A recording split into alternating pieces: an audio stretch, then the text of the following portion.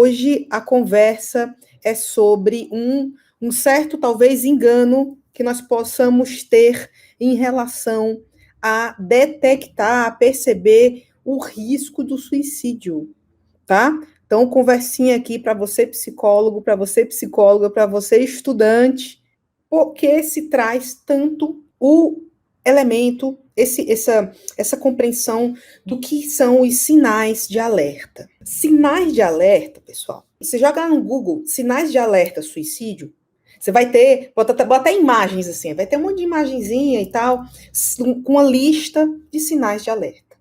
O fato é, tá?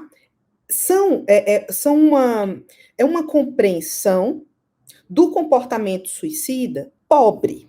É uma compreensão que, se for descontextualizada, ela pode dar muitos falsos positivos. Por exemplo, se uma pessoa está falando frases de alerta: isolamento, desânimo, tristeza, mudança de comportamento, automutilação, autolesão, deixar de fazer o que gosta, desesperança, as falas de alerta, uso de drogas, uso e abuso de álcool e drogas, doar as coisas. E aí eu vejo, são alguns sinais que a gente pode perceber em algumas pessoas, na vida, nas famílias, na escola, no trabalho, que pode indicar que tem algo errado. Ou seja, é um construto, ou seja, é uma compreensão pobremente definida. Por exemplo, o que é estar isolado ou não? O que é estar isolado? Né? Por exemplo, o que é doar as coisas? Aí tá lá todo mundo no final do ano, fazendo aquele limpa no guarda-roupa.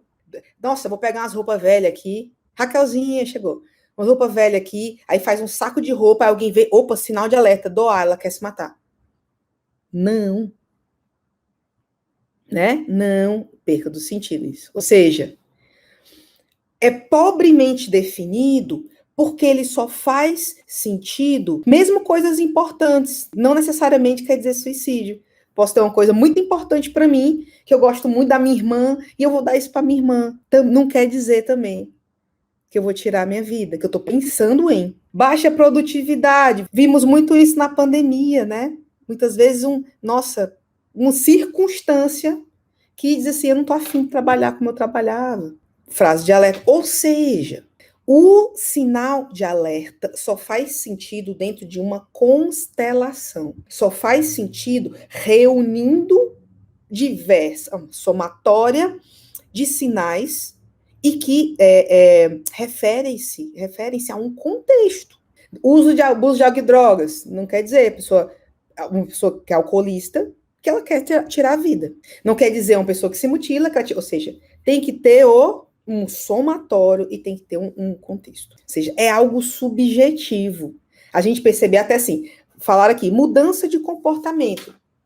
O que é a mudança? Se eu, que estou sedentária, tem uns tempos, viu, pessoal? Queria dizer, não, mãe. Aproveitei a pandemia para dizer assim, eu não vou fazer ginástica em casa, faço nem quando podia sair para a rua, né? Pronto, aí eu começo a fazer, resolvo, nossa, mudei o comportamento, mudança de comportamento. Estou acordando cedo e indo à academia, ou fazendo a caminhada. Mudou o comportamento, mas peraí, isso quer dizer o quê? Então, assim, precisa dessa constelação, né, de elementos. Por outro lado, ou seja, e revela um risco de curto prazo. Um risco de curto prazo. É algo para se perceber assim, nossa, não tinha me tocado, mas será acho que o meu filho, esse sinal, agora eu estou percebendo, peraí. Então, sim, tem um efeito muito momentâneo. Para quê? Nos diz o quê? Que a pessoa, o leigo, pode detectar pequenas coisas. Contudo, muito cuidado, porque isso pode dar falsos positivos. É bem a mesma ideia assim, gente, ó. Por exemplo, tá? Pra gente entender. E isso, sinais de alerta é diferente de fatores de risco. Nós, psis, trabalhamos com fatores de risco e não com sinal de alerta. Só para a gente entender a diferença aqui, para a gente trazer essa compreensão. Por exemplo, você está sentindo uma dormência, eu acho que é no braço esquerdo, né? Me digam, me corrijam. Pode ser um sinal de um ataque cardíaco, né? Não é uma dormência, uma dor do lado esquerdo. E aí que diz o quê? Cara, teve essa dormência no lado esquerdo, vai no médico, vai no pronto-socorro já. Porque você pode estar tendo uma parada cardíaca. Ou seja, pode dar um falso positivo. Você pode ter um jeito no braço e se achar aqui, não é? Achar aqui. Meu Deus, será que isso é será que eu tô tendo um AVC, uma parada cardíaca? Bom, não sei. Vou no médico. Vou no pronto-socorro. E aí, ou seja, é algo subjetivo, é algo pobremente definido. E aí que os fatores de risco já são que, por exemplo, já existe, né, estudos comprovando que obesidade, que o fumar são fatores de risco para problemas cardíacos. Então, assim, veja como é diferente um sinal de um fator de risco. E aí o sinal de alerta é bacana para mesmo essas campanhas para o leigo, para pessoas, ou seja, da sociedade de uma forma geral, para observar o seu ente querido, o seu familiar, o seu marido, o seu estudante. Vocês viram a distinção, que na minha avaliação é muito pouco mencionada. Uma coisa é sinal de alerta, e para quem serve para as pessoas minimamente perceber, se o seu filho mudou o comportamento, se ele está um pouco estranho, se ele está vivenciando, está mais isolado, se ele está deixando de fazer o que ele gosta, se ligue, pode estar acontecendo alguma coisa. Aí você faz o quê? Conversa, faz auxílio, etc. O fator de risco, pessoal, eles já são um construto definido, duradouro, ou seja, já existem estudos que elencam elementos que predizem tentativas.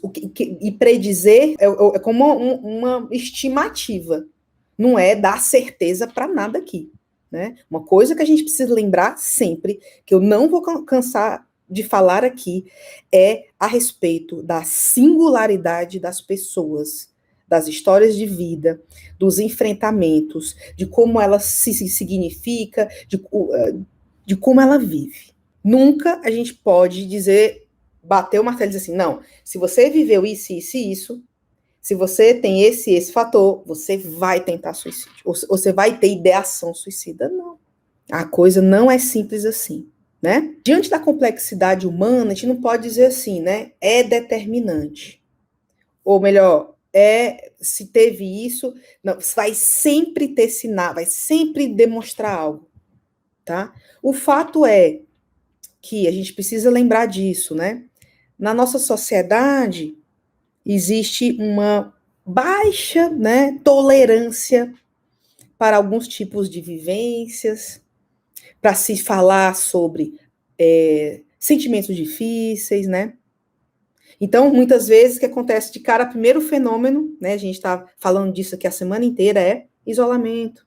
Eu me fecho, eu não tenho espaço, eu não tenho legitimação em mim mesmo do que eu estou vivendo, quanto mais no outro. E aí ninguém percebe, porque o fulano estava ali fechadinho, na dele, né, vivenciando um sofrimento absurdo, e ninguém, ou não disse para ninguém, ou ele disse ao modo dele, mas ninguém percebe, porque tem muito aquela cultura do cada um no seu quadrado, né?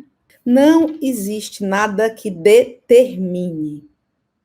Nada que determine, absolutamente. Se tivesse algo que determine, não seria um sofrimento existencial, é ou não é? Então é da existência da pessoa. Senão seria simplesmente um déficit hormonal, neuronal, sei lá, do DNA. Não. Eu li até uma pesquisa sobre essa história da relação depressão-suicídio algum tempo atrás, dizendo que 64% era não sei se era na casa dos 60%, para ser precisa, das pessoas que tinham diagnóstico de depressão nunca tiveram uma ideação suicida. Ou seja, mais da metade, né? É algo que ele pode sim, os elementos, por exemplo, estarem fora dessa constelação, diferentemente dos sinais de alerta. eles são objetivos, tá? Eles são feitos para o especialista perceber e investigar. Hereditariedade, Bianca, aqui nos trazendo. Existe um elemento que teve histórico, as pesquisas apontam, teve histórico na sua família, pode haver, de fato, outros membros, ou, né, isso ser um fator de risco. Contudo, não se sabe precisamente, a ciência não sabe, se isso é uma coisa hereditária, do DNA, etc e tal, ou é algo aprendido, né, algo de um contexto de vida, que é aprendido no seguinte sentido, né, de que diante de situações difíceis, diante de problemas enormes, grandes, e diante de uma dor imensa, é uma opção tirar a vida. Existem fatores de risco. O que é quando a gente fala de risco de suicídio? É que as pessoas expostas a esses fatores, portanto, né, as fragilizam. E tem 3 tipos de fatores importantes aqui que a gente vai aprender a perceber isso no nosso atendimento. Então, fatores estáveis, que refere-se a elementos estáveis da pessoa, como gênero, história de vida, eventos traumáticos, tentativas anteriores, fatores de personalidade, desregulação emocional, um determinado estilo de resolução de problemas, impulsividade. A gente tem que estar afiadíssimo para escutar a impulsividade e a agressividade. E, por fim, a ausência de fatores de proteção. Então, não tem suporte social, não tem rede, uma visão diante da vida pessimista, não tem flexibilidade cognitiva, aquela coisa 880, preto no branco. É isso, a vida é assim, a verdade é esta. E a baixa capacidade de pedir ajuda. A gente precisa saber escutar isso ao longo do nosso atendimento. Quanto mais esses elementos estão presentes, mais existe uma predisposição a esta vulnerabilidade. Por exemplo, né? Você ser homem, ou seja, o teu gênero, você ser homem, já tem uma probabilidade maior de risco de suicídio. Por quê? Porque os homens se matam muito mais do que as mulheres. Você ser uma pessoa transgênera, ou seja, é algo da tua constituição, é algo de quem você é, né?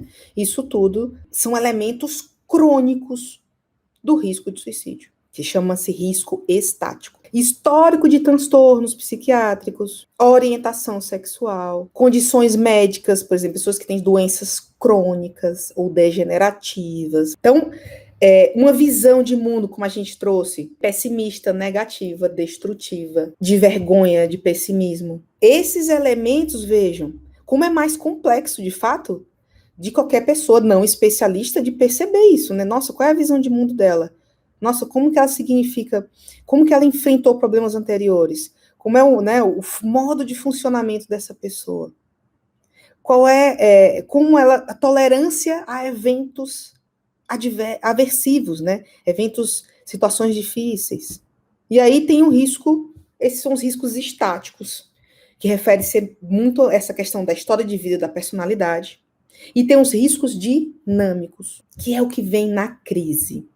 Aí já estamos falando de um atendimento à crise. Então, agitação, insônia, emocional, falas que envolvem desespero, culpa, raiva, formas de enfrentamento à crise que são preocupantes, como abuso de álcool e drogas e o isolamento, desesperança, fracasso. Então, isso na crise. Então, tem essa avaliação clara que a gente precisa ter de algo estático da pessoa, pela história de vida dela, pelo que ela já vivenciou, pela personalidade dela, e, de outro lado, o que se manifesta na crise, depois de um gatilho. Você perceber, mapear, avaliar e compreender os riscos dessa diferenciação no nosso atendimento é que vai ser o mapa do atendimento, é que vai ser o cerne aqui da nossa preocupação em atenuar os riscos. É um grande erro nós temos o intuito de compreender como, por exemplo, no meu paciente, meu cliente está, a partir da redução da ideação ou da frequência da ideação.